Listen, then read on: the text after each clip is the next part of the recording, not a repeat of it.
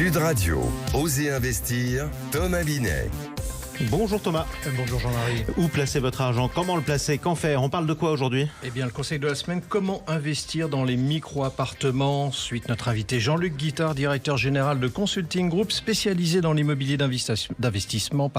On va parler de SCPI, sujet qui anime toutes les discussions actuellement chez les investisseurs. Et puis le coin de l'expert avec Guy Marty, notre expert en gestion de patrimoine. On va parler logement et or. Oh, formidable. Allez, tout de suite, c'est parti. Au cœur des quartiers pour mieux vous conseiller, le réseau Century 21 et ses 960 agences immobilières vous présentent Osez investir, le conseil de la semaine. Aujourd'hui, Thomas, vous nous expliquez comment investir dans les micro-habitations. Exactement, Jean-Marie. Mais d'abord, on va définir ce qu'est une micro-habitation ou micro-appartement. Ce sont des surfaces habitables inférieures à 15 mètres carrés situées au cœur des agglomérations et proches des commodités, à savoir transport et commerce. Elles sont optimisées au niveau de leur surface et conçues pour éviter de perdre de l'espace. Alors, elles sont généralement situées au dernier étage des immeubles, car ce sont souvent d'anciennes chambres de bonne. Les locataires sont principalement des étudiants et des jeunes actifs. Alors, merci pour ces précisions, mais en quoi c'est un bon placement? On va commencer par la fin, Jean-Marie. 5% de rendement locatif, ce n'est pas si mal. Donc, de plus, peu de charges, peu d'impôts fonciers et le prix d'acquisition qui est forcément plus abordable que d'autres biens. Alors, tout n'est pas rose non plus, car il faut bien penser que les aménagements pour s'adapter à la surface concernée sont coûteux, puisqu'il faut vraiment optimiser intelligemment chaque mètre carré. Alors, vous devrez compter autour des 1 500 € du mètre carré pour le rénover. Autre point, c'est qu'à la revente, vous pouvez en espérer quand même une belle plus-value. Ah oui, d'accord, mais alors, est-ce que toutes les micro-habitations sont éligibles à ce genre d'utilisation? Non, car il faut prendre en considération des critères liés à la décence de l'appartement concerné. On ne peut pas louer n'importe quoi. Il y a eu beaucoup de scandales sur ce sujet. Alors, une surface de plus de 9 mètres carrés et une hauteur sous plafond de 2,20 mètres et une surface habitable supérieure à 20 mètres carrés. Alors attention aussi aux nouvelles normes écologiques et bien s'assurer si l'appartement est énergivore, que sa surface puisse accepter une rénovation adaptée parce que c'est des petites surfaces, bien évidemment. Si vous avez le moindre doute, le plus sage est de se rapprocher du syndic de l'immeuble et de l'interroger. Oui, effectivement, et comme on dit, en dehors de ces normes-là, il y en a qui ont essayé, mais ils ont eu des problèmes. Exactement. Tout de suite, Thomas, on accueille votre invité, Jean-Luc Guittard, directeur général de Consulting Group. Bonjour à vous et bienvenue, Jean-Luc Guittard. Bonjour. Vous êtes spécialisé en immobilier d'investissement depuis 1995. Vous avez, à travers votre réseau professionnel du patrimoine, commercialisé, tenez-vous bien, plus de 66 000 logements. Vous êtes l'invité de Thomas Binet. Jean-Luc Guittard, les sociétés civiles de placement immobilier, on en parle régulièrement dans Osez investir, connues et pourtant mal connues dans le détail par les Français. Depuis quelques mois, elles sont dans la tourmente, au point où certains se demandent s'il ne faut pas les revendre, ces parts, tout simplement, et ce qui n'est pas forcément si simple. Alors, est-ce que vous nous confirmez déjà, pour commencer, qu'on est bien dans une période complexe, voire tourmentée ? Alors, je vous confirme qu'elles sont toujours très à la mode, mais plus pour les mêmes raisons. D'accord. C'est-à-dire que ça a été un bon produit de placement bien connu. Aujourd'hui, dans cette crise que nous traversons, cette crise de la hausse des taux, je serais tenté d'en changer la taxonomie, c'est-à-dire un peu ce que, comme disent les fonctionnaires européens, la façon dont on les range. Et aujourd'hui, je les regarderai plus par diversifié, bureau, commerce, mais par leur âge.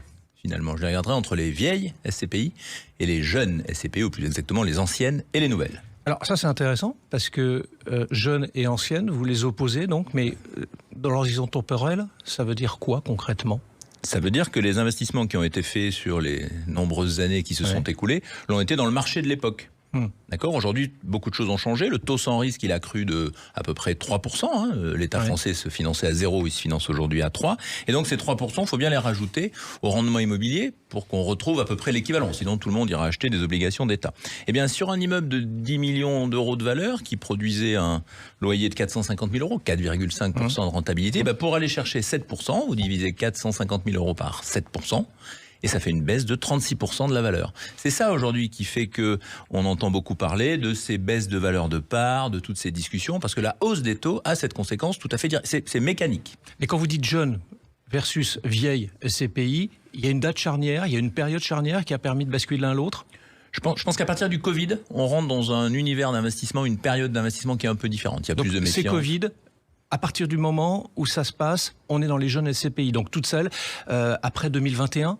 Absolument. Toutes celles après 2021, elles ont pas beaucoup investi, puisqu'il faut du temps quand même pour le faire. Et aujourd'hui, quand une qui a, 50 millions d'euros d'encours, vous ajoutez 10 millions à 7%, cette fameuse nouvelle condition de marché, ça va tout de suite fortement améliorer sa rentabilité. Si vous le faites dans une qui a 500 millions d'encours à 4,5%, c'est dilutif, c'est beaucoup plus long pour arriver à faire monter ce taux. Ce qui veut dire que les jeunes SCPI, elles ont une typologie d'actifs, elles ont une démarche un peu particulière par rapport aux anciennes. C'est un peu comme ça que vous les classez ? C'est aussi comme ça que je les classe. La mode est plus à la diversification, évidemment. Aujourd'hui, quand on parle que de bureaux, on se fait un peu peur. Oui. Quand on parle que de commerce, on se fait aussi un peu peur. La diversification, c'est une façon de partager le risque. C'est d'ailleurs pas une mauvaise approche. Alors, justement, vous avez parlé de bureaux, vous avez parlé de commerce, vous n'avez pas parlé de logement, donc on va en parler tout de suite, parce que le logement, c'est quand même la grande préoccupation des Français. Ça devient un vrai sujet. Les SCPI seraient en train de revenir sur cette classe d'actifs ? Alors, revenir, je dirais venir presque, parce qu'en réalité... Oui, ça fait très longtemps que c'est une classe d'actifs qu'on trouvait à l'époque dans le bilan des vieux assureurs ou des assureurs anciens, mais qui les ont vendus pour aller acheter du bureau d'ailleurs et du commerce, et puisque ça a rapporté plus, ce qui était vrai d'ailleurs, ils n'ont pas eu complètement tort. En revanche, aujourd'hui, il y a une inversion réelle.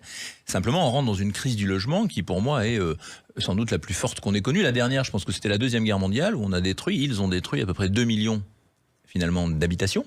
Oui. D'accord.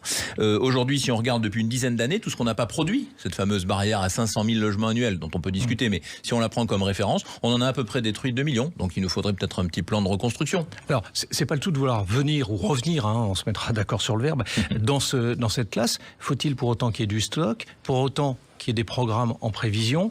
On a bien vu que là-dessus, c'est catastrophique. Aujourd'hui, cette crise, elle se traduit par une incapacité pour les acheteurs à acheter, d'accord, puisque les taux ont monté, on peut plus financer son logement, donc on n'achète plus. Donc les promoteurs se trouvent à moins produire ou à avoir des stocks qui se dégradent, et donc on est en train d'écraser une capacité productive. Le promoteur, on peut toujours, évidemment, c'est assez facile de critiquer les promoteurs, ça reste un maillon indispensable de la chaîne de production de logement. Sans promoteur, il n'y a pas de logement. C'est pas les entreprises du bâtiment qui le feront. Personne ne les fera. Je vous interromps, on est d'accord. Mais il y a quand même une problématique aussi de foncier pour pouvoir construire. Clairement. Mais la problématique de foncier, elle est la conséquence directe de cette espèce de course à l'échalote qui fait que tout le monde voulait acheter un foncier. On est en train de se calmer, là. Attendez, les mairies aussi ne sont pas très favorables à construire. Bien sûr, parce que construire pour faire des logements, c'est créer des services publics, des écoles, enfin tout ce que... Voilà. Il y a des conséquences. Un bureau, ça consomme pas d'école, très peu en tout cas, et donc c'est plus intéressant. Comme on a pris à nos élus locaux la taxe d'habitation, on leur a enlevé en plus des ressources. Donc ça fait beaucoup. Simplement, l'intérêt des Français, parce que je rappelle que le logement, c'est un actif d'investissement, donc ça se mesure, on peut mettre ça en euros, en taux, etc. Mais c'est aussi un bien primaire. On est tous obligés d'avoir un logement. Un bureau, le Covid nous a démontré qu'on n'avait pas nécessairement un besoin absolu de bureau. On a évidemment quand même besoin. Quand on regarde le commerce, M. Bezos a essayé de nous démontrer avec Amazon qu'on n'était pas obligé d'avoir un magasin. Bon, même si on voit aujourd'hui qu'on en a quand même besoin. Mais je veux dire, le logement, on n'a pas virtualisé le logement. Et je ne crois pas, enfin à ma connaissance en tout cas, qu'il y ait des avancées phénoménales dans ce domaine. Donc c'est cette double caractéristique, actif financier, bien primaire, qui fait du logement quelque chose de très particulier. Alors on va rester sur le logement un instant parce que le Pinel va s'arrêter fin 2024. On est déjà dans une forme d'atterrissage. C'est quoi l'après selon vous, Jean-Luc Guittard ? Alors comme disait La Fontaine, nous ne croyons au mal que lorsqu'il est venu.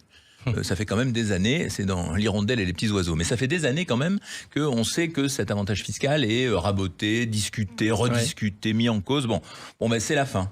Voilà. Mais la question que je me pose moi aujourd'hui, c'est de dire vers quoi on va se tourner ensuite. On commence à voir quelques petites idées autour du logement intermédiaire. On a vu que le gouvernement, dans le projet de loi de finances d'ailleurs, y fait référence, avec une logique d'avantage fiscal. Alors pas celui qu'on attendait, mais on voit arriver des discussions chez les parlementaires notamment d'une aide qui irait directement à l'investisseur.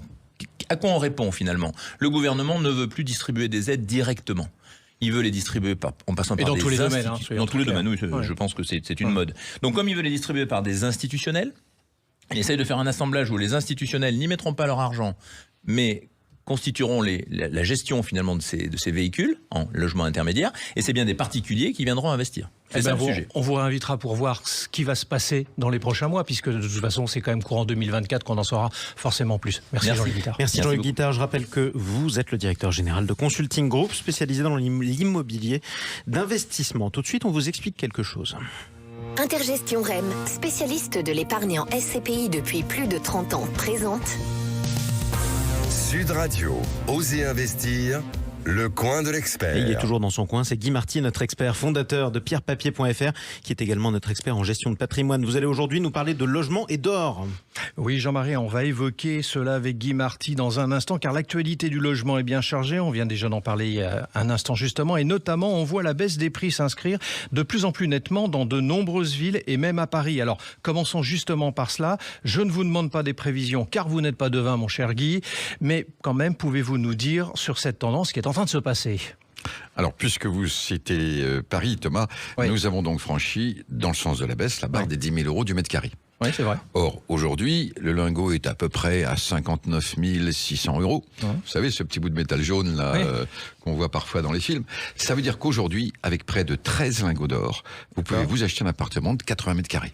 Oui, d'accord. Le rapprochement est saisissant, pour pas dire piquant, mais au-delà de l'aspect curiosité, quel est le sens de cette information, Guy ? Figurez-vous qu'en 2008, pour le même appartement, il vous fallait non pas 13, mais 28 lingots d'or. Ah oui. Autrement dit, les prix du logement ont beaucoup augmenté, plus que ceux de l'or sur la période. En fait, il valait mieux se tourner vers l'immobilier plutôt que vers l'or, vers le refuge, dans ces 15 dernières années, pourtant assez anxiogènes. C'est vrai.